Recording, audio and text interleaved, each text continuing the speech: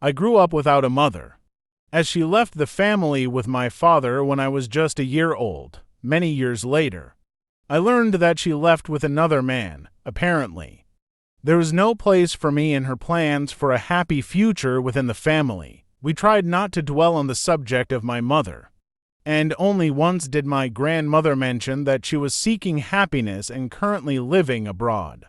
I did not inquire about the details, and my grandmother did not bring up the topic again. Even now, it is difficult for me to understand how a mother could leave her one-year-old child and never think of him again. Women often accuse men of cruelty, but in my experience, female cruelty and cunning surpass that of men. My father saw no need to remarry after my mother left, and he remained a bachelor for a long time. It was unclear whether he loved me, but sometimes I felt that the resentment towards his departed wife was transferred on to me. I grew up with my grandmother, and my father only occasionally brought me some toys. His life was dedicated to work and career, and fortune smiled upon him. Now he owns a large construction company. When I was 14, my father finally remarried.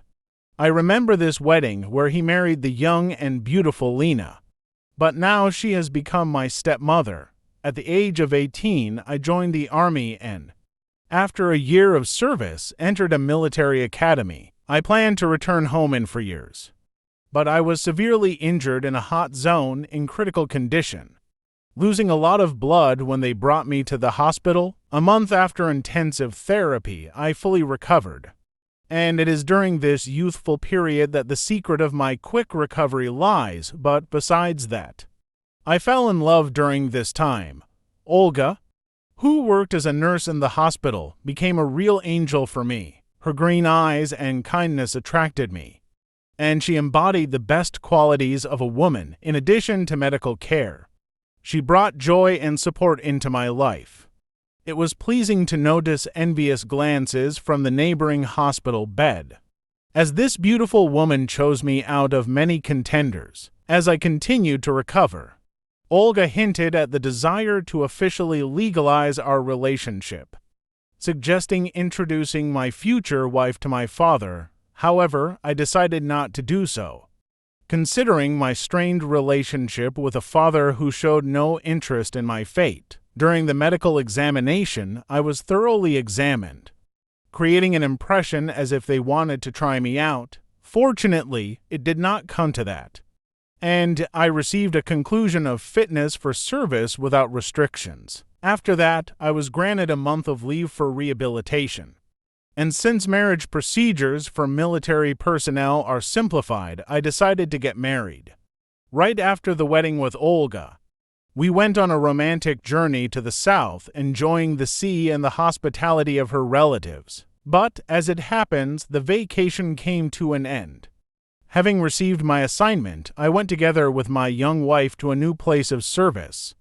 I was appointed the commander of a reconnaissance company, and I had almost no free time. During this time, Olga, unemployed, began to gradually change under the influence of the environment, leading to changes in her character. These periods of idleness can affect people, especially young, inexperienced women like my wife. It is important to find a balance and maintain positive aspects in relationships, despite the difficulties and changes that come into life. When I returned home after service, I was greeted not by the loving wife I knew, but by a real storm of emotions. She literally nitpicked everything, starting from plates she thought were uneven to a discarded jacket and untidy standing boot. At that moment, I tried to support my wife, realizing that it was a difficult time for her. Moreover, Olga was already pregnant. I harbored hope that the arrival of the child would change her attitude for the better, and I watched with interest as her belly became increasingly round. Can I say that I was happy with her? Yes, I think so. After all, she still loved me despite the difficulties.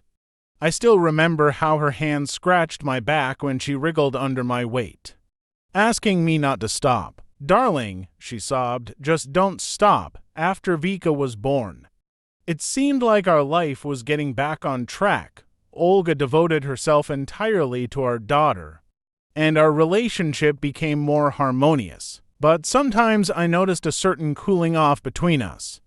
Olga avoided meetings with me, averted her eyes in conversations. I didn't dwell on trivialities, as my thoughts were consumed by work.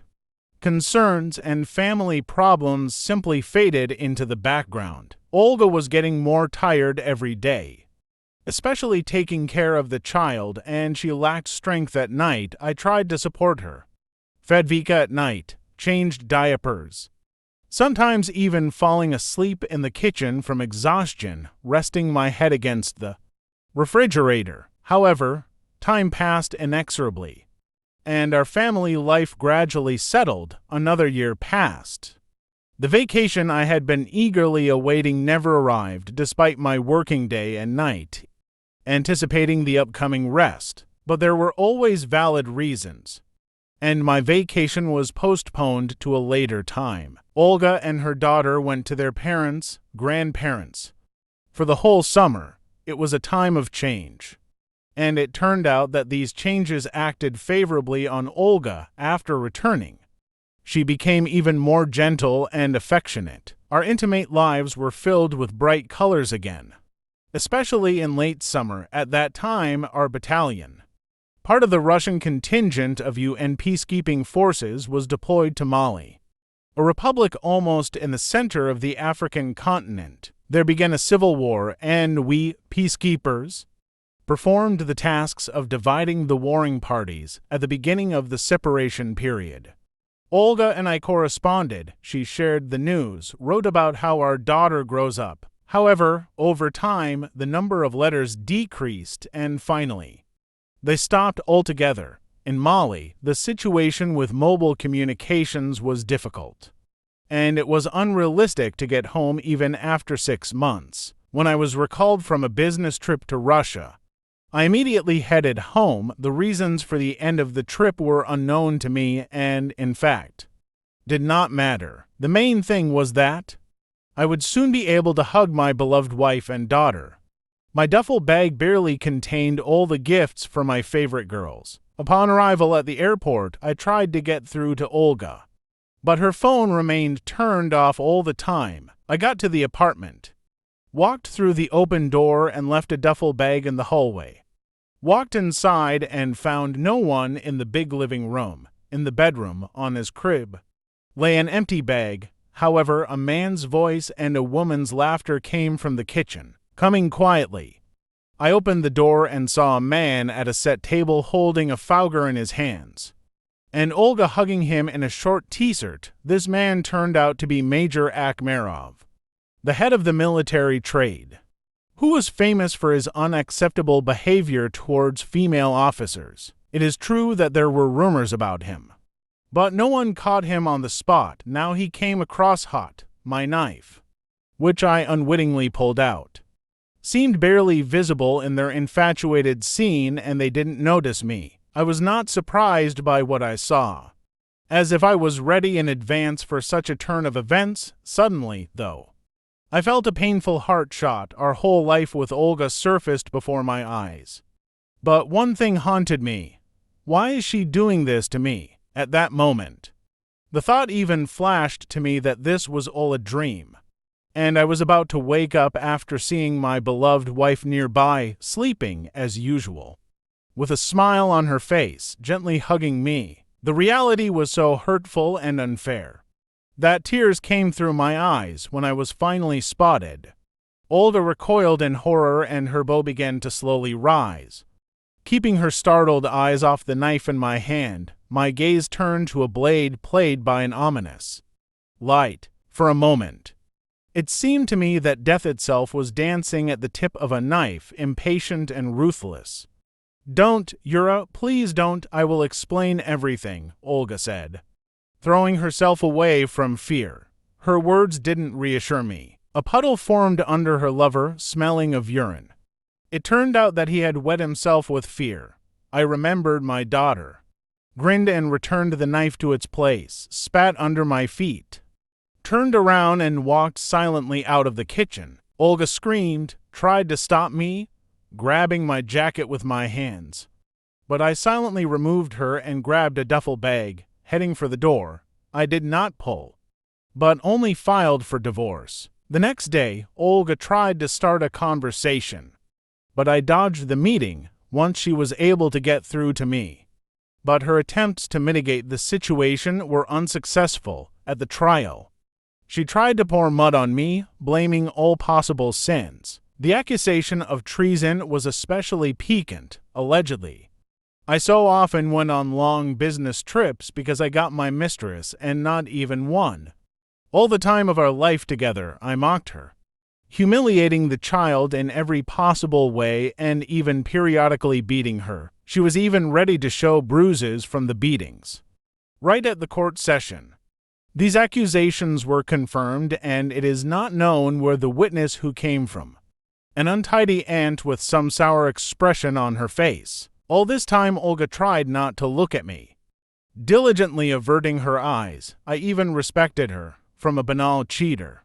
She turned into a victim of family violence before my eyes, certain by concern and affection. She was directly forced to throw herself into the arms of her lover in search of comfort and peace of mind. I listened silently to this nonsense, without objecting or arguing. Of course, there were bruises on her body, just not from beatings, but from sucks. An elderly, horse-faced judge looked sympathetically at Olga. As a result, divorce, alimony. With your daughter, you can meet only once a week and only in the presence of your mother. But I didn't manage to snatch anything. Housing is official and nothing else is gained in marriage. Only the grandmother's apartment was in a different place and could not be divided.